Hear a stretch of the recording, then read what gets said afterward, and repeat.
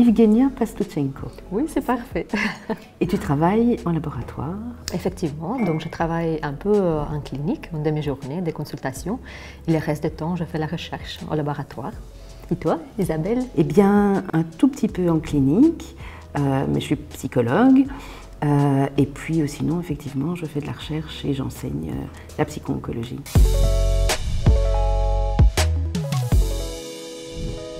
« 4 février, journée mondiale contre le cancer. » Effectivement.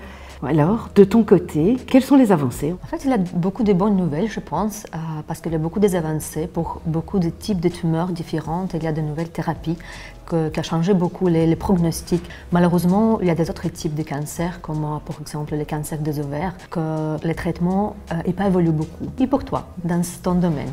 Ce qui a changé de mon côté, c'est qu'il y a des enjeux, en fait, à la fois dans le fait d'accompagner les personnes qui ont eu un cancer et qui sans doute n'en auront plus et qui vont pouvoir continuer leur vie, mais qui en ont quand même les conséquences, et d'accompagner de plus en plus des personnes qui vont vivre avec la maladie. Et donc, la maladie devient une maladie chronique, je pense. Donc pour les personnes, c'est se retrouver face à l'incertitude par rapport à la peur que la maladie progresse et que la mort soit là de manière proche pour elles.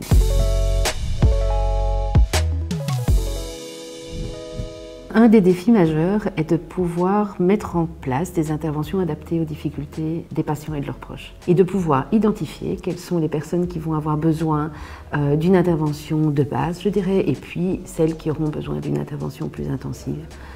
Et de déterminer leur efficacité. En biologie, en cancérologie, c'est un peu le même défi, c'est la thérapie personnalisée, trouver la thérapie efficace pour chaque patient. Et ça peut être une thérapie différente entre différents patients, ou pour les mêmes patients, en différents moments, la thérapie idéale peut être différente aussi.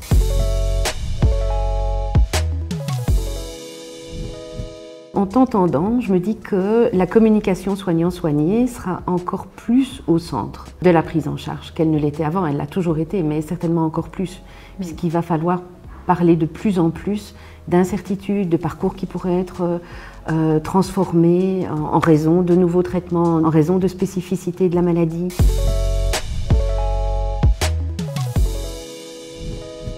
Je voudrais dire aussi que la prévention, c'est très important. Et dans la prévention, la communication joue un rôle très important aussi. La prévention, parce que la prévention reste la meilleure manière de guérir les cancers. Le plus vite qu'on fait les diagnostics, le plus probabilité que le patient a de se guérir de son cancer.